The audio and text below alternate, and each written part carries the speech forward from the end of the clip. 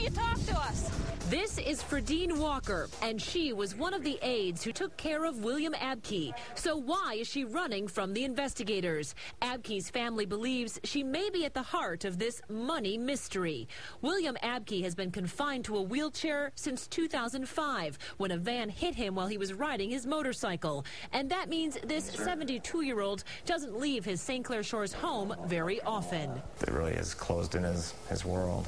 Abke's sons say his mental faculties are failing, so they were stunned when they saw these credit card bills with line after line of purchases from stores all over town. It was so brazen. Paul Abke says someone opened and closed several credit and debit cards in his father's name, and police tell Action News they racked up about $90,000 in fraudulent charges. But the credit card bills seem small compared to what happened to William Abke's life savings. There was half of his savings. Yeah. Gone.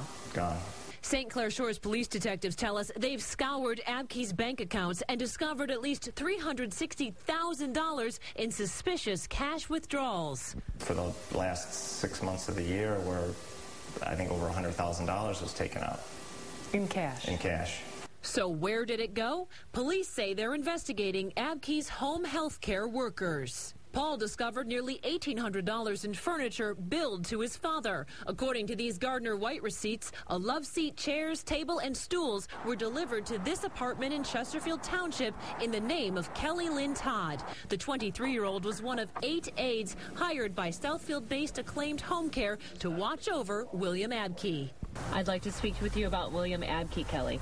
Kelly Todd hung up on me after that phone call and refused to talk to us on camera. But in a statement to police, she said Mr. Abke had ordered some furniture for her without her knowledge, and she admitted taking Abke to the bank. Detectives tell Action News they've discovered suspicious checks totaling about $50,000. Many of them were made out to another caregiver, 49-year-old Fredine Walker, and to Walker's daughter, 33-year-old Shantai Johnson. According to Acclaimed Home Care's own policy, employees cannot accept any money from a client or take property that belongs to the client. And it clearly states there shall not be any involvement with the client's financial affairs, including check writing. When I tried to talk to Fredine Walker, she wasn't truthful about her identity. She's not in. We didn't buy that. And when our investigative producer caught up with her later that day, Walker wasn't interested in explaining those checks with her name on them. Hey, Ms. Walker, can I talk to you for a minute, Ms. Walker? Why won't you talk to us? She's presumed innocent, and she's done nothing wrong. Walker's attorney did not want to talk about those checks either. How do you explain the checks that were written out to her from Mr. Abke's account? The information regarding this case is something that we are going to address at the right time. She's not a defendant in any criminal complaint.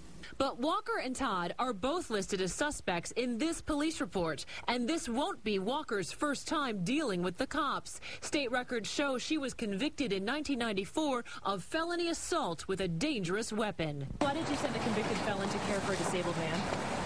Alice Salazar, the owner of Acclaimed Home Care, refused my repeated requests for an interview. Is there no oversight, no management? I mean, this is not like you're hiring a lawn service that comes 4 times a month. These people are here 24 hours a day, 7 days a week. Both Fredine Walker and Kelly Todd no longer work for Acclaimed Home Care. As far as Walker's criminal record, Acclaimed sent us a written statement saying they knew about the assault conviction when they hired her, but determined it was an isolated domestic situation. They also said, quote, "We have been in business since 1995 and have provided care to thousands of patients without any incident such as the one at hand." I'm Heather Catallo, Channel 7 Action News.